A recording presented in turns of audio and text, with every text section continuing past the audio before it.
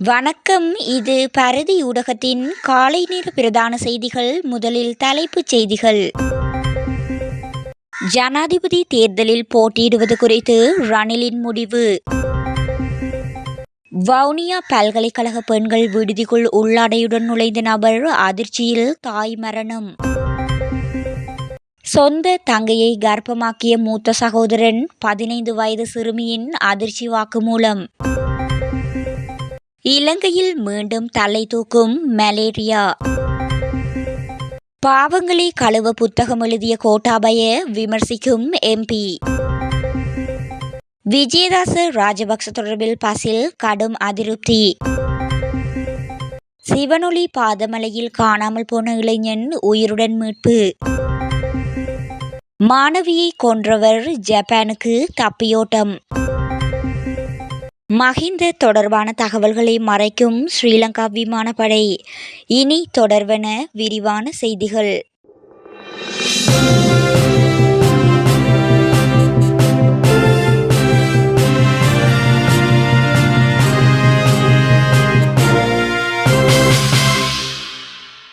எதிர்வரும் ஜனாதிபதி தேர்தலில் கண்டிப்பாக போட்டியிடுவேன் என தற்போதைய ஜனாதிபதி ரணில் விக்ரமசிங்க பசில் ராஜபக்சவிடம் அறிவித்துள்ளதாக தகவல் வெளியாகியுள்ளது. கொழும்பில் உள்ள ஜனாதிபதியின் உத்தியோகபூர்வ இல்லத்தில் ஜனாதிபதி ரணில் விக்ரமசிங்கவுக்கும் பசில் ராஜபக்சவுக்கும் இடையில் இடம்பெற்ற சந்திப்பின் போதே பசில் இந்த விடயத்தை தெரிவித்துள்ளார். இதன்போது ஜனாதிபதி தேர்தலில் தான் நிச்சயமாக போட்டியிடுவேன் என பசில் ராஜபக்சவிடம் ஜனாதிபதி தெரிவித்துள்ளார். மேலும் நீதியமைச்சர் விஜயதாச ராஜபக்ஷ ஸ்ரீலங்கா பொதுஜன பெரமுனவின் உறுப்பினர் என்ற ரீதியில் ஸ்ரீலங்கா சுதந்திர கட்சியின் பதித்தலைவர் பதவியை பொறுப்பேற்பது குறித்தும் இந்த சந்திப்பில் கலந்துரையாடப்பட்டதாகவும் தெரிவிக்கப்பட்டுள்ளது. வவுனியா பல்கலைக்கழக பெண்கள் விடுதியில் நபரொருவர் உள்ளாடையுடன் நுழைந்த சம்பவம் மாணவிகள் மத்தியில் பெரும் அதிர்ச்சியை ஏற்படுத்தியுள்ளது. இச்சம்பவம் கடந்த வெள்ளிக்கிழமை இரவு இடம்பெற்றுள்ளது. சம்பவம் தொடர்பாக மேலும் தெரிய வருவதாவது, பம்பைமடுவில் அமைந்துள்ள வவுனியா பல்கலைக்கழகத்தின் பெண்கள் விடுதியில் இரவு வேளையில் மர்ம நபர் ஒருவர் உள்ளாடையுடன் உள்நுழைந்துள்ளார். இதனால் அங்கிருந்த மாணவி ஒருவர் அச்சமடைந்த நிலையில் கூக்குரலிட்டுள்ளார். இதனையடுத்து குறித்த நபர் தப்பியோடியுள்ளார். இதனை அடுத்து இவ்விடயம் குறித்து பாதிக்கப்பட்ட மாணவி தாயாருக்கு தொலைபேசியூடாக இவ்விடயத்தினை தெரிவித்துள்ளார். இதனால் ஏற்கனவே இருதய நோயால் பாதிக்கப்பட்ட மாணவியின் தாயார் இச்சம்பவத்தில் மனமுடைந்து நோயினால் உயிரிழந்துள்ளார். குறித்த சம்பவத்தால் மாணவிகள் விடுதியிலிருந்து முற்றாக வெளியேறியுள்ளமையுடன் இவ் அநீதிக்கு எதிரான நீதியினை கோரியுள்ளமையுடன் பல்கலைக்கழக மாணவர் விடுதியில் பாதுகாப்பு உத்தியோகத்தர்கள் ஏன் உள்ளனர் என்ற கேள்வியினையும் எழுப்பியுள்ளனர்.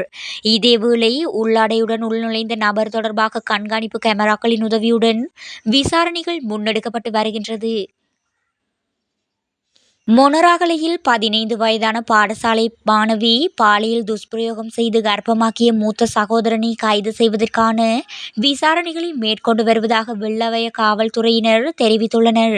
குறித்த சிறுமி வயிற்று வலிக்காக வெள்ளவாய ஆதார வைத்தியசாலைக்கு தாயுடன் சென்றபோது அவர் கர்ப்பமாக இருப்பது தெரியவந்துள்ளது. சிறுமியிடம் மேற்கொண்ட விசாரணைகளின் போதே 2019 ஆண்டு முதல் 2024 ஆண்டு வரை மூத்த சகோதரரால் பலமுறை வன்புணரப்பட்டமை வெளிச்சத்துக்கு வந்தது. இதன்படி சிறுமியிடம் நடத்தப்பட்ட தொடர் விசாரணையின் போது நள்ளிரவு 12 மணிக்கு பிறகு வீட்டில் உள்ளவர்கள் தூங்கச் சென்றதும் அவரது மூத்த சகோதரர் தன்னுடைய அறைக்கு வந்து தொடர்ந்து பலமுறை பாலியல் துஷ்பிரயோகம் செய்துள்ளமையும் குறிப்பிடத்தக்கது.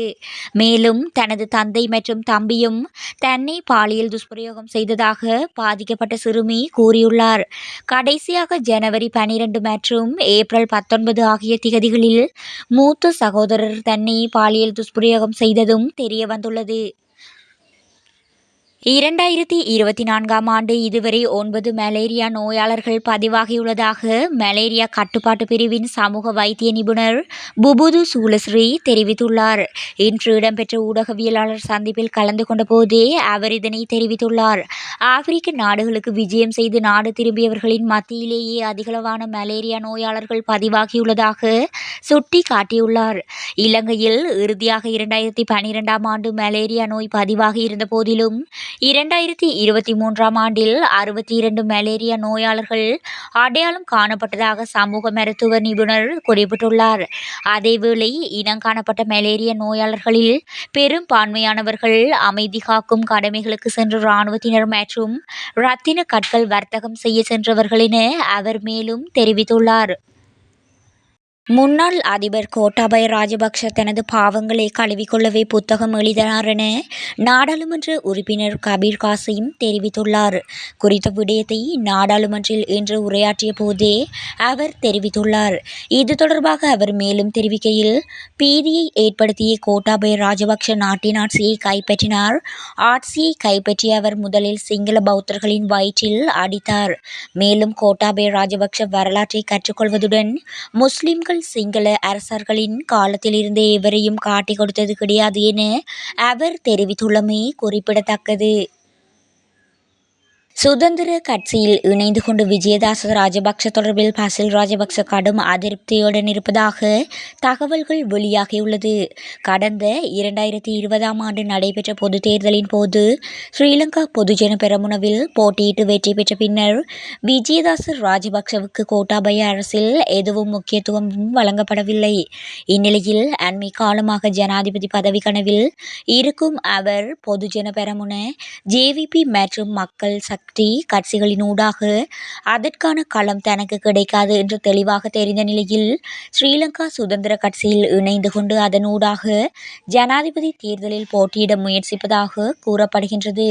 கட்சி தாவல் சட்டத்தின் கீழ் பொதுஜன பெரமுன கட்சி விஜயதாச ராஜபக்ஷவுக்கு எதிராக கடுமையான நடவடிக்கை மேற்கொள்ளவுள்ளதாகவும் அவற்றுக்கு எதிராக ஜனாதிபதி ரணில் செயற்படக்கூடாது என்றும் பசில் ராஜபக்ஷ அதன்போது வேண்டுகோள் விடுத்துள்ளார். சிவனொளி பாதமலைக்கு ஜாத்திரை சென்ற நிலையில் மலையில் உச்சியில் இருந்து கீழே குதித்து காணாமல் போயிருந்த இளைஞன் 3 நாட்களின் பின் உயிருடன் மீட்கப்பட்டுள்ளார். சூரிய வெவ பிரதேசத்தைச் சேர்ந்த 33 வயதான தினேஷ் கேமந்த என்ற இளைஞரே இவ்வாறு கண்டுபிடிக்கப்பட்டுள்ளார்.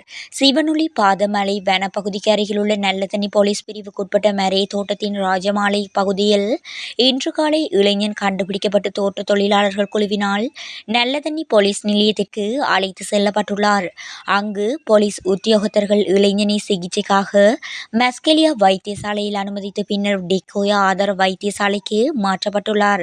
இராணுவத்தினரும் போலீஸ் விசேட அதிரடிப்படையினரும் இணைந்து இளைஞரை தேடுவதற்காக 3 நாட்களாக விசேட நடவடிக்கையை மேற்கொண்டு பின்னர் அதனை கைவிட்டிருந்தமை குறிப்பிடத்தக்கது. கந்தளாய் ராஜேல பிரதேசத்தில் பாடசாலை மாணவியொருவர் வானில் மோதி உயிரிழந்த நிலையில் வேன் சாரதியை வெளிநாட்டுக்கு செல்ல உதவிய சந்தேக நபரின் மூத்த சகோதரனை விளக்கமறியலில் வைக்குமாறு கந்தளாய் நீதவான் திலிந்து சமரசிங்க காவல்துறையினருக்கு உத்தரவிட்டுள்ளார். கந்தளாய் ராஜேல வீதியைச் சேர்ந்த சமிர மதுசன் என்ற நபரை இவ்வாறு சிறையில் அடைக்கப்பட்டுள்ளார். சந்தேகத்திற்குரிய வேன் சாரதி தனது தாயின் மரணத்திற்காக ஜப்பானில் இருந்து இருந்த நாட்டிற்கு வந்துள்ளதாக விஜயத்தின் பின்னர் அவர் ஜப்பானுக்கு திரும்புவதற்காக பாங்காங்குக்கு தப்பி சென்றுள்ளதாகவும் காவல்துறையினருக்கு தகவல் கிடைத்துள்ளது. முன்னாள் அதிபர் மஹிந்த ராஜபக்ஷவின் உள்நாட்டு விமான பயணங்கள் தொடர்பான தகவல்களை ஸ்ரீலங்கா விமானப்படை தகவல் ஆணைக்குழுவின் உத்தரவை மீறி கூட வழங்கவில்லை என தெரிவிக்கப்படுகிறது. இது தகவல் அறியும் சட்டத்தின் கீழ் இந்நாட்டு குடிமக்களுக்கு வழங்கப்பட்டுள்ள அடிப்படை உரிமையை மீறிய செயல் என தெரிவிக்கப்படுகிறது. தகவல் ஆணையம் விமானப்படை கொமாண்டிங் அதிகாரி குரூப் கேப்டன் எம்.ஜே. சந்திரேஸ்கருக்கு இது தொடர்பான தகவலை அளிக்குமாறு உத்தரவிட்டுள்ளது. குறித்த காலப்பகுதியில் மஹிந்த ராஜபக்ஷ எத்தனை தடவைகள் உள்நாட்டு விமான சேவைகளுக்கு விமானப்படையின் விமானங்களை பயன்படுத்தினார் என்பதும் அதற்கான செலவுகள் குறித்த தகவல்களை மார்ச் 27ஆம் திகதிக்கு முன்னர் வழங்குமாறும் பிரஜையொருவர் கோரியிருந்தமையும் குறிப்பிடத்தக்கது.